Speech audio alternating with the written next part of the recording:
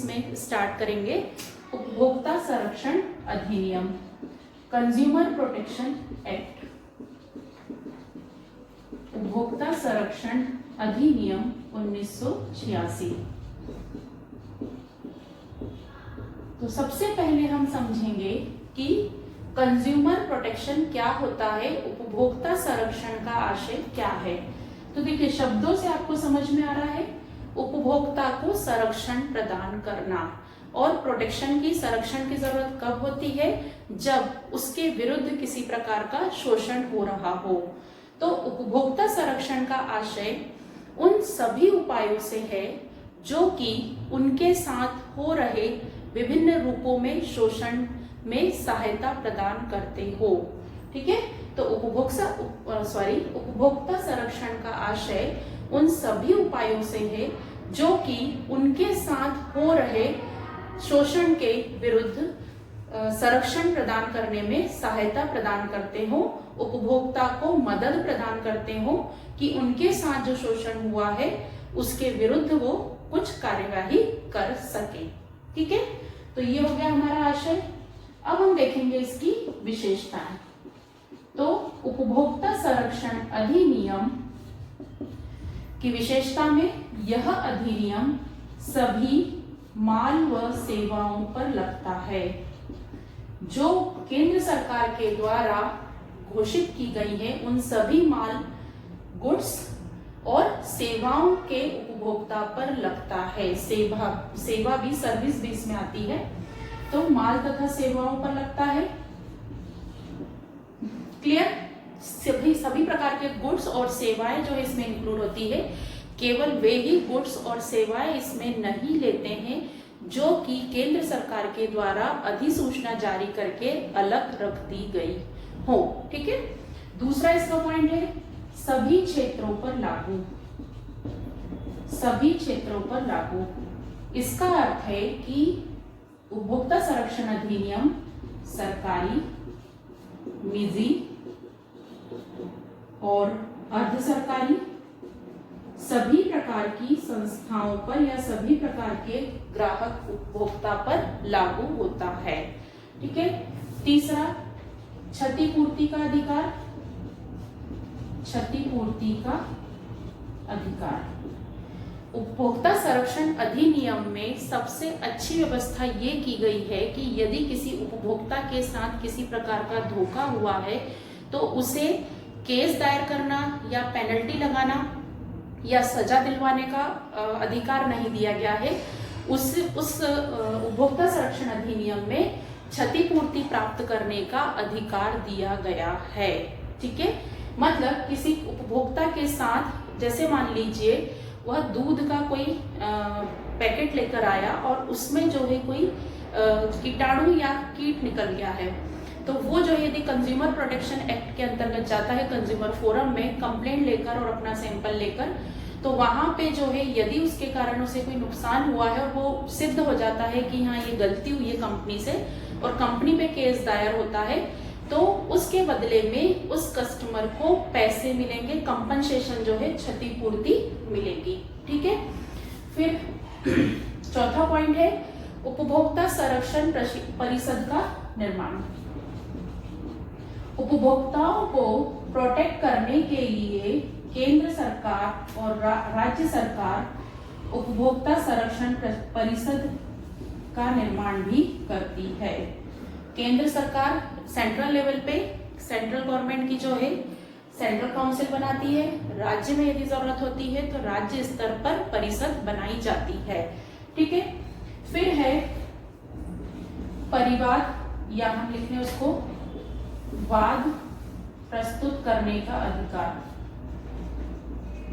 करने का अधिकार। उपभोक्ता को यदि उसे किसी भी वस्तु या सेवा में कोई प्रॉब्लम गई है तो वह जो है उस सामने वाली पार्टी के खिलाफ, जैसे दूध वाला मैंने एग्जांपल लिया, तो उस कस्टमर को यह अधिकार है कि वह उस दूध के मालिक के ऊपर केस दायर कर सकती है। ठीक है, इसके बाद जो है उपभोक्ताओं की शिकायतों के निवारण की व्यवस्था, शिकायतों के निवारण की व्यवस्था। तो उपभोक्ता संरक्षण अधिनियम में कंज्यूमर की उपभोक्ता की शिकायतों को दूर करने के लिए जिला स्तर पर जिला फोरम बनाए गए हैं, डिस्ट्रिक्ट फोरम बनाए गए हैं, राज्य स्तर पर राज्य आयोग बनाया गया है और राष्ट्रीय स्तर पर नेशनल लेवल पर राष्ट्रीय आयोग बनाया गया है। तो वहां पर उपभोक्ताओं की अलग अलग कैटेगरी की शिकायतों का निवारण होता है। फिर है उपभोक्ता को अधिकार, उपभोक्ता को अधिकार। तो कंज्यूमर प्रोटेक्शन एक्ट, उपभोक्ता संरक्षण अधिनियम में उपभोक्ता को अधिकार प्रदान किए गए हैं। सूचना का अधिकार, सुनवाई का अधिकार, चुनाव करने का कि वह अपनी पसंद की वस्तु ले सकता है और क्षतिपूर्ति पाने का अधिकार। इस तरीके के उपभोक्ता को इस अधिनियम के अंतर्गत विशेष अधिकार दिए गए हैं। तो ये क्या हुई हमारी विशेषताएं। तो जब भी आपको उपभोक्ता संरक्षण अधिनियम क्या होता है वह समझाइए तो आप इसमें विशेषताओं को लेकर भी उसके आशय को अच्छे से समझा सकते हैं। अब हम देखेंगे कि उपभोक्ता संरक्षण अधिनियम में उपभोक्ता को कौन कौन से अधिकार प्रदान किए गए हैं। तो ये आप लोगों ने नोट कर लिया। अब हम देखेंगे उपभोक्ता के अधिकार जो कि उन्हें उपभोक्ता संरक्षण अधिनियम में प्रदान किए गए हैं। Rights of consumer under consumer protection act. तो कौन कौन से अधिकार दिए गए हैं? उपभोक्ता के अधिकार। पहला अधिकार दिया गया है उन्हें सुरक्षा का अधिकार, सुरक्षा का अधिकार। ठीक है कि हम किसकी बात कर रहे हैं? उपभोक्ता की। उपभोक्ता कौन होगा? आप और हम। यदि हम शॉप से साबुन खरीद कर लाते हैं तो हम बन गए उपभोक्ता, कंज्यूमर बन गए। तो सुरक्षा का अधिकार, तो हमें यह अधिकार है कि जो वस्तु हम उपयोग कर रहे हैं, खाने की वस्तु हो, किसी भी प्रकार की हो, तो वह वस्तु जो है सुरक्षित होना चाहिए। उससे हमारे जीवन पर गलत, हमारे जीवन निर्वाह पर, हमारे डेली रूटीन की उसमें गलत इम्पैक्ट नहीं आना चाहिए। तो सुरक्षा का अधिकार। सूचना का अधिकार, प्रत्येक कंज्यूमर को, उपभोक्ता को यह अधिकार है कि वह अपने प्रोडक्ट से संबंधित सभी प्रकार की सूचना प्राप्त करे। उसमें कोई भी दुकानदार या जहां से आप सर्विस ले रहे हैं वो मना नहीं कर सकता, उसका ये राइट है। सुनवाई का अधिकार, यदि उपभोक्ता के साथ किसी प्रकार का छल हुआ है या उसे गलत प्रोडक्ट दिया गया है या उसके प्रोडक्ट में कोई खराबी निकली है तो उपभोक्ता को यह अधिकार है कि वो इस संबंध में जिला फोरम, राज्य फोरम या राष्ट्रीय फोरम में जाकर कंप्लेंट करे और वहां पर वह सुनवाई करने का अधिकार रखता है। फिर है चुनाव या चयन या पसंदगी बोल दें, चुनाव का अधिकार। प्रत्येक उपभोक्ता को यह अधिकार है कि वह अपनी पसंद की वस्तु का चुनाव करे। यदि 10 प्रकार के सोप, साबुन जो है मार्केट में मिल रहे हैं तो उसका यह राइट है कि वह जो पसंद करे उन 10 में से कोई सा भी वह ले सकता है। फिर क्षतिपूर्ति का अधिकार, कंज्यूमर प्रोटेक्शन एक्ट का सबसे मेन है क्षतिपूर्ति का अधिकार। यदि किसी कंज्यूमर के साथ, उपभोक्ता के साथ यह सिद्ध हो जाता है कि हाँ उसके प्रोडक्ट में कुछ मिस्टेक निकली है, जो उसने मांगा था उसके अकॉर्डिंग नहीं है, तो जब केस फाइल होता है और केस जब कंज्यूमर के फेवर में आता है, कंज्यूमर जीत जाता है उपभोक्ता, तो उसके बाद जो है सामने वाली पार्टी उसे उसके बदले में क्या देती है? कंपनसेशन पे करती है। उसके बाद है उपभोक्ता शिक्षा का अधिकार, उपभोक्ता शिक्षा का अधिकार। प्रत्येक उपभोक्ता को यह अधिकार है कि वह अपने खिलाफ यदि कोई शोषण हो रहा है तो कौन कौन से राइट उसे अवेलेबल हैं तो उसकी जानकारी वो दे। तो आपको यदि उपभोक्ता के अधिकार आते हैं तो आप इन अधिकारों को लिखेंगे। इसके बाद हम बात करेंगे कि उपभोक्ता संरक्षण अधिनियम के उद्देश्य, महत्व या लाभ वो क्या क्या होते हैं। ठीक है, तो क्या क्या उद्देश्य होते हैं? उपभोक्ता संरक्षण अधिनियम का मेन उद्देश्य क्या है? उपभोक्ता का संरक्षण करना। तो अब हम देख रहे हैं कि उपभोक्ता संरक्षण अधिनियम क्यों बनाया गया है, या उसके क्या महत्व है या लाभ है। तो क्यों बनाया गया है या उसका महत्व क्या है। तो पहला है उपभोक्ता को संरक्षण प्रदान करने के लिए, उपभोक्ता को संरक्षण प्रदान करने के लिए। तो इसमें आप आशय ही लिखेंगे कि यदि किसी उपभोक्ता के साथ किसी प्रकार का छल हुआ है, कपट हुआ है, गलत प्रोडक्ट दे दिया गया है, तो उसे संरक्षण प्रदान करने के लिए। फिर व्यापारियों की शोषण प्रवृत्ति को रोकने के लिए, व्यापारियों की शोषण प्रवृत्ति को रोकने के लिए।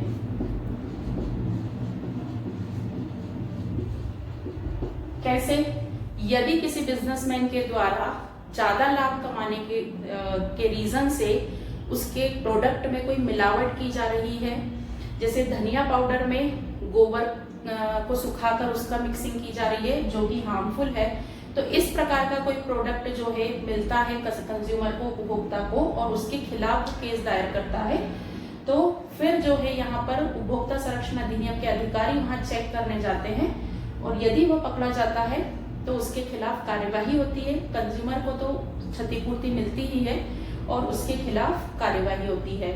तो दूसरा लाभ क्या होता है कि व्यापारियों की शोषण प्रवृत्ति की ज्यादा लाभ कमाने के चक्कर में महंगा सामान देना, कम वजन तोलना या गलत माल देना या मिक्सिंग करना, उसके लिए, तो उस प्रवृत्ति को रोकने के लिए। फिर ग्राहकों में या उपभोक्ताओं में जागरूकता फैलाने के लिए, जागरूकता फैलाने के लिए। यह अधिनियम इसीलिए बनाया गया है कि ग्राहक अपनी, जैसे बहुत सारी शॉप पे यदि बिल नहीं दे रहे हैं तो कंज्यूमर का, उपभोक्ता का यह अधिकार है कि वह हक से जाकर बिल मांग सकता है। तो ग्राहकों में जागरूकता फैलाने के लिए कि आपके साथ कोई गलत काम ना हो। ठीक है। चौथा है शिकायतों का निपटारा करने के लिए, शिकायतों का निपटारा करने के लिए। यह अधिनियम जो है कंज्यूमर के लिए बनाया गया है। बहुत सारी कंप्लेंट्स रहती हैं व्यवसायी व्यापारी के खिलाफ कि उन्होंने कम वजन का माल तोड़ कर दिया जा रहा है, गलत माल दिया जा रहा है, क्वालिटी बहुत हल्की जो है यूज दी जा रही है कंज्यूमर को। तो इस प्रकार की सभी शिकायतों का निपटारा करने के लिए उपभोक्ता संरक्षण अधिनियम जो है वह बनाया गया है।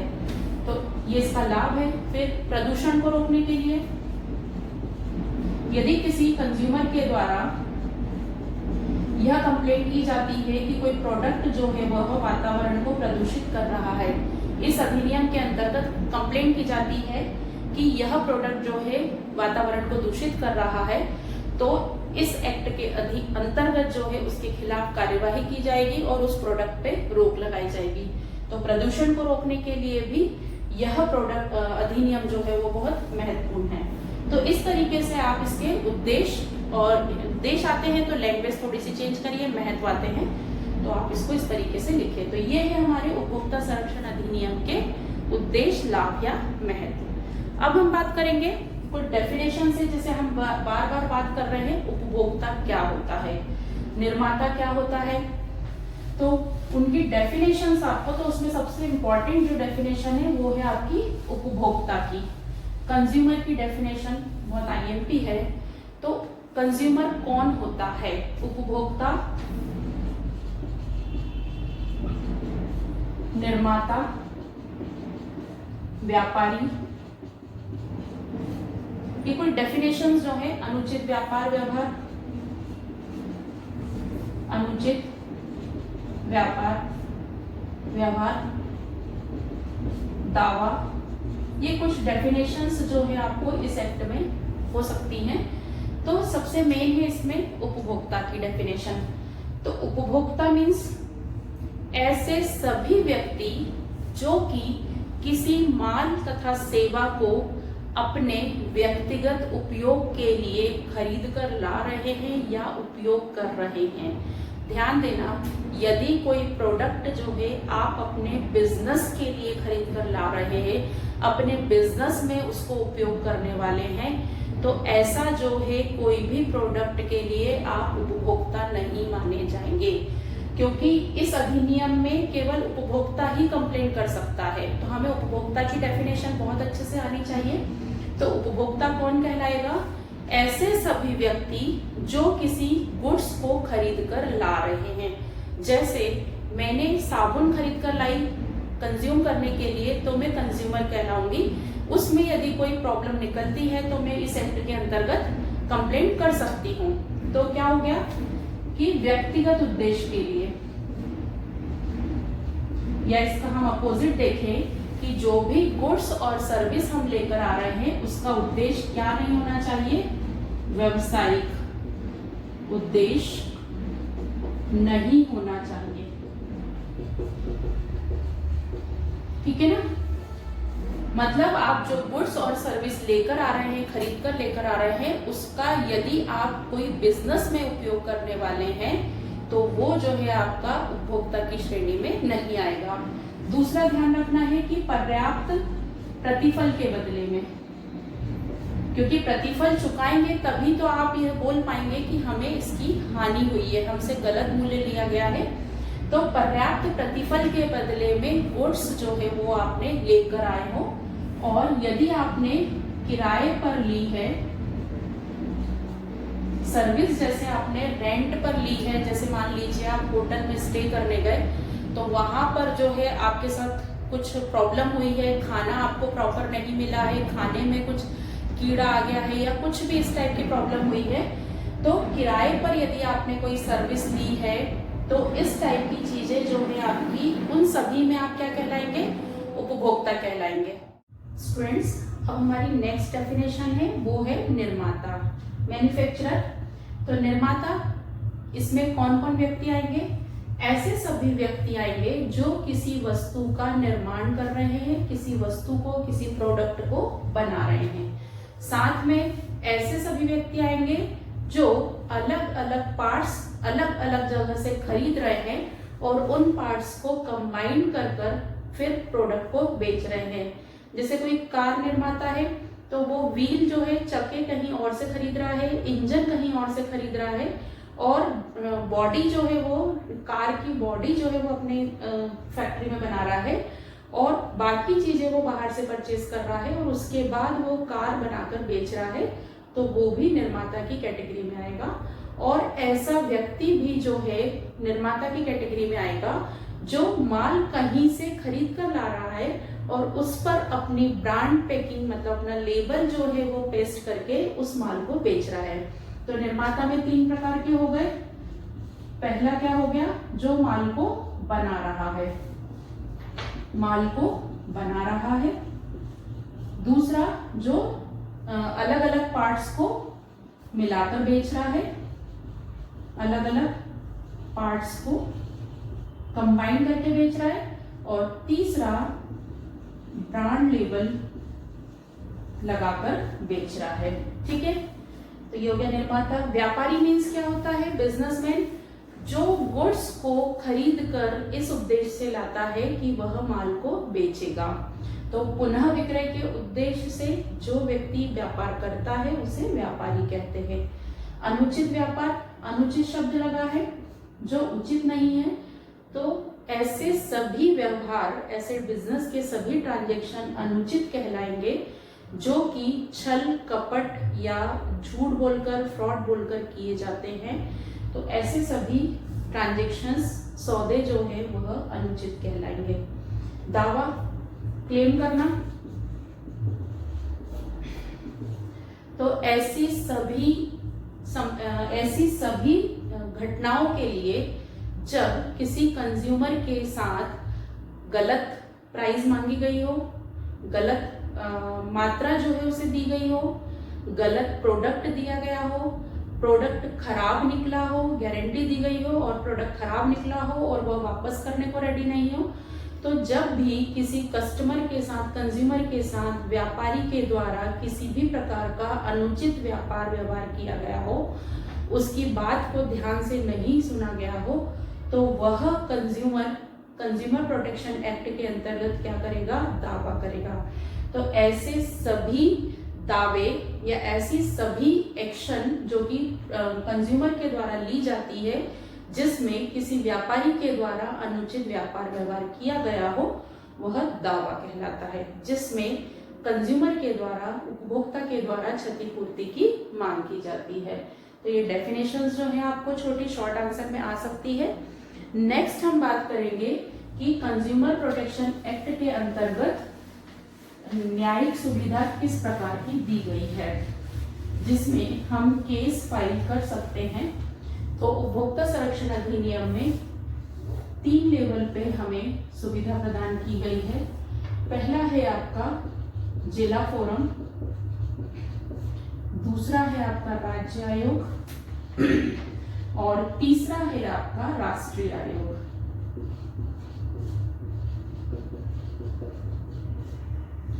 तो जिला फोरम जिले पे काम करेगा, राज्य जो है राज्य स्तर पर काम करेगा और राष्ट्रीय आयोग जो है वो राष्ट्रीय स्तर पर काम करेगा। तो सबसे पहले गठन, जिला फोरम का गठन राज्य सरकार के द्वारा किया जाता है, राज्य सरकार के द्वारा किया जाता है। फिर नियुक्ति, जिला फोरम में सदस्यों की नियुक्ति किसके द्वारा की जाएगी, राज्य सरकार के द्वारा की जाएगी। सदस्य, जिला फोरम में सदस्य 3 होते हैं, 3 सदस्य होते हैं, जिसमें एक महिला होना आवश्यक है। ठीक है। फिर सभापति कौन होता है, प्रेसिडेंट। तो सभापति जो है उस जिले न्यायालय का न्यायाधीश जो है वह मेन सभापति होता है। तो जिला न्यायालय का न्यायाधीश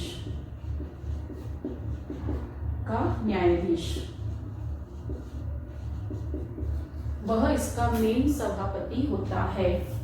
सदस्य कौन कौन होते हैं, सदस्य कौन कौन होते हैं, इसमें 3 सदस्य हमने देखा।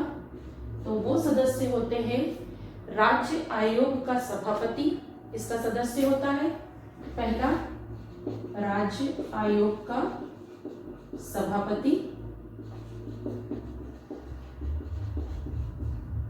दूसरा विधि विभाग का सभापति, राज्य सरकार का विधि विभाग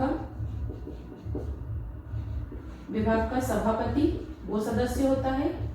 और उपभोक्ता मामलों में राज्य सरकार का व्यक्ति जिसको अपॉइंट किया गया है कि कंज्यूमर से रिलेटेड, इस एक्ट से रिलेटेड जो देखेगा, तो उपभोक्ता संबंधित मामलों को देखने वाला राज्य सरकार द्वारा नियुक्त व्यक्ति।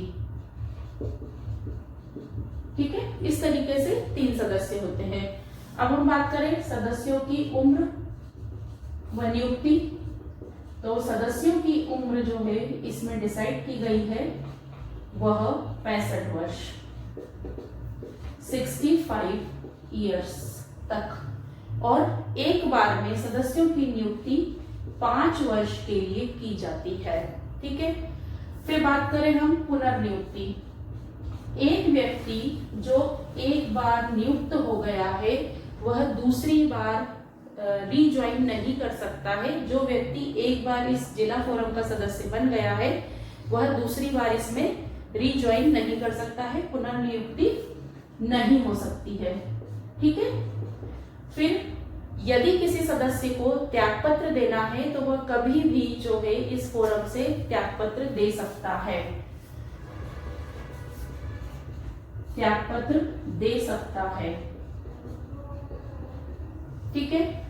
और वेतन और भत्ते का डिसीजन, जो इस फोरम के जो सदस्य हैं उनको सैलरी, अलाउंसेस और रेम्युनरेशन के तौर पे जो पारिश्रमिक जो अमाउंट मिलने वाली है उसका निर्धारण कौन करता है, राज्य सरकार के द्वारा किया जाता है। तो जब आपको जिला फोरम क्या होता है इससे संबंधित प्रावधान बताइए तो आप इसी तरीके से, मतलब हेडिंग्स आप इस तरीके से लेंगे और बकायदा डिटेल में आप लिखेंगे कि जिला फोरम का गठन राज्य सरकार के द्वारा किया जाता है। नियुक्ति जो जिला फोरम के सदस्यों की नियुक्ति राज्य सरकार के द्वारा की जाती है। जिला फोरम में 3 सदस्य होते हैं जिसमें एक महिला सदस्य होना अनिवार्य है। इसी तरीके से आप इन पॉइंट्स को लिखेंगे। इसमें कुछ पॉइंट्स और हैं कि मेन पॉइंट है जिला फोरम में कितनी अमाउंट राशि, तो जिला फोरम में 5 लाख रुपए तक के केस, मतलब धोखाधड़ी का मामला है, किसी प्रोडक्ट से संबंधित या क्षतिपूर्ति की राशि कितने तक हो जिसकी सुनवाई जिला फोरम में होती है, तो 5 लाख रुपए तक की क्षतिपूर्ति के मामले जिला फोरम में सुने जाते हैं। ठीक है, मोस्ट इंपॉर्टेंट पॉइंट है। फिर इसका क्षेत्र, तो जिला फोरम का क्षेत्र जो है 5 लाख रुपए तक का यदि केस है तो वो जिला फोरम में सुने जाएंगे, और साथ ही यदि केस करने वाला और जिसके ऊपर केस किया गया है वो एक ही जिले में रहते हैं तो वो केस भी जो है जिला फोरम में जाएगा। ठीक है, अब ऐसे ही हम बात करें, इन्हीं पॉइंट्स के आधार पर हम राज्य आयोग और राष्ट्रीय आयोग की बात करेंगे। तो आपको यदि जिला फोरम के बारे में लिखने को आता है, राज्य आयोग के बारे में लिखने को आता है या राष्ट्रीय आयोग, तो हमारी हेडिंग यही रहेगी, सिर्फ हमारे यहाँ पे पॉइंट चेंज होंगे। तो क्या चेंज होंगे? और स्टूडेंट्स, यदि आपको इनमें से किसी के बीच में डिफरेंस भी आता है तो आप बहुत इजीली लिख सकते हैं। अब गठन, तो राज्य आयोग और राष्ट्रीय आयोग का गठन केंद्र सरकार के द्वारा किया जाता है। ठीक है, ये भी केंद्र सरकार के द्वारा। नियुक्ति भी कौन करता है? केंद्र सरकार। ठीक है, सदस्य, राज्य आयोग में 3 सदस्य होते हैं जिसमें से एक महिला, और राष्ट्रीय आयोग में 5 सदस्य होते हैं और जिसमें से एक महिला का होना कंपलसरी है। ठीक है, फिर सभापति कौन होता है इसमें? तो इसमें जो है उच्च न्यायालय का न्यायाधीश, उच्च न्यायालय का, हाई कोर्ट का जज। ठीक है, और ये नेशनल लेवल पे काम कर रहा है तो इसमें सुप्रीम कोर्ट का जज, तो उसको क्या लिखेंगे हम? उच्चतम न्यायालय का न्यायाधीश। ये इसमें सभापति होता है, उच्चतम न्यायालय का न्यायाधीश। फिर सदस्य कौन होते हैं? तो सदस्य में राज्य आयोग का सभापति, तो यहाँ आप जब राज्य आयोग की बात करेंगे तो यहाँ क्या लिखेंगे कि राष्ट्रीय आयोग का सभापति जो है वह इसका सदस्य होता है, विधि विभाग का सभापति जो है इसका सदस्य होता है, और उपभोक्ता मामलों में राज्य सरकार का व्यक्ति जो है इसका सदस्य होता है। राष्ट्रीय आयोग की बात हम करेंगे तो राष्ट्रीय आयोग के इसमें राष्ट्रीय आयोग का सभापति जो है, मतलब ये जो स्वयं रहेगा वह विधि विभाग का केंद्र सरकार का व्यक्ति जो है वो सभापति होगा। इसके अलावा उपभोक्ता मामलों से संबंधित 3 व्यक्तियों को केंद्र सरकार निर्धारित करेगी, क्योंकि यहाँ 5 सदस्य होते हैं। सदस्यों की नियुक्ति की बात करें हम तो यहाँ पर जो उम्र है वो 67 वर्ष है। राज्य आयोग में जब आप लिखेंगे तो सदस्यों की उम्र कहाँ तक है? 67 ईयर्स, और 5 ईयर्स तो कंपलसरी है ही। और जब राष्ट्रीय आयोग की आप बात करेंगे तो यहाँ पे उम्र है 70 वर्ष, और ये टाइम पीरियड तो सभी जगह सेम है। ठीक है, पुनर्नियुक्ति नहीं हो सकती है, त्यागपत्र कभी भी दिया जा सकता है। वेतन और भत्ते, यहाँ पर चूंकि इन दोनों की स्थापना केंद्र सरकार कर रही है तो वेतन और भत्ते भी यहाँ पर दोनों के कौन डिसाइड करेगा? केंद्र सरकार। ठीक है, अब हम बात करें राशि की तो 5 लाख रुपए तक की क्षतिपूर्ति के केस जो है वो जिला फोरम में जाते हैं, और 5 लाख से अधिक, 5 से 20 लाख रुपए तक के केस ये कहाँ जाते हैं? राज्य आयोग में। और इसमें कहां तक आते हैं राष्ट्रीय आयोग में? 20 लाख रुपए से अधिक, 20 लाख रुपए से अधिक वाले केस यहां जाते हैं। और कौन से केस आते हैं राज्य आयोग में? जिला फोरम के किसी निर्णय से यदि कोई उपभोक्ता असंतुष्ट है तो वो केस राज्य आयोग में आते हैं। पहला तो ये वाले केस आते हैं, दूसरा जिला फोरम के निर्णय से असंतुष्ट, उनके खिलाफ अपील करनी हो, जिला फोरम के खिलाफ अपील करनी हो तो वो केस इसमें आते हैं। और तीसरा, यदि राज्य आयोग को कभी भी लगता है कि जिला फोरम के द्वारा डिसीजन गलत दिया गया है या सही तरीके क्षेत्राधिकार के अंतर्गत नहीं हो रहा है, तो ऐसे सभी मामले राज्य आयोग में सुने जाते हैं। सेम ऐसे राष्ट्रीय आयोग की बात करेंगे तो एक तो पॉइंट हो गया हमारा 20 लाख से अधिक वाले मामले। और कौन से आएंगे इसमें, चूंकि ये नेशनल लेवल पे काम कर रहा है तो राज्य आयोग के निर्णय से असंतुष्ट किसी कंज्यूमर ने यदि अपील की हो, इनका डिसीजन हो चुका है राज्य आयोग का और कंज्यूमर जो है सेटिस्फाइड नहीं है, असंतुष्ट है, तो वो राष्ट्रीय आयोग में क्या कर सकता है, अपील कर सकता है कि मैं राज्य आयोग के निर्णय से संतुष्ट नहीं हूं। और तीसरा, कभी भी राष्ट्रीय आयोग को यह लगता है कि राज्य आयोग के द्वारा दिए गए डिसीजन सही नहीं है तो वह ऐसे सभी मामले अपने अंदर लेती है। तो आपको जिला फोरम, राज्य आयोग और राष्ट्रीय आयोग के प्रावधान आए, अलग अलग लिखिए, अंतर आए, कंपैरिजन लिखिए, इनमें से किसी आपको चीजों के। अब हम बात करते हैं कि जिला फोरम में आवेदन देने की प्रक्रिया और उसका निपटारा करने की प्रक्रिया। तो स्टूडेंट्स, बहुत सिंपल शब्दों में आपको लिखना है कि यदि जो है किसी कंज्यूमर को प्रॉब्लम है और उसे जिला फोरम में या राज्य आयोग या राष्ट्रीय आयोग में कंप्लेंट करनी है तो वो क्या करेगा, सिंपल से कागज पे एक आवेदन लिखकर जिला फोरम में जमा कर दिया जाएगा। जिला फोरम में आवेदन जमा करने के बाद जिला फोरम के अधिकारी उस पर एक्शन लेते हैं। तो आवेदन जमा करने के बाद यदि जो है मामला किसी प्रोडक्ट से रिलेटेड है कि खराब माल बेचा गया है तो जिला फोरम के अधिकारी उससे संबंधित एक एक स्टेप काम करेंगे। सबसे पहले वो विरोधी पक्ष को सुनवाई का अवसर देंगे।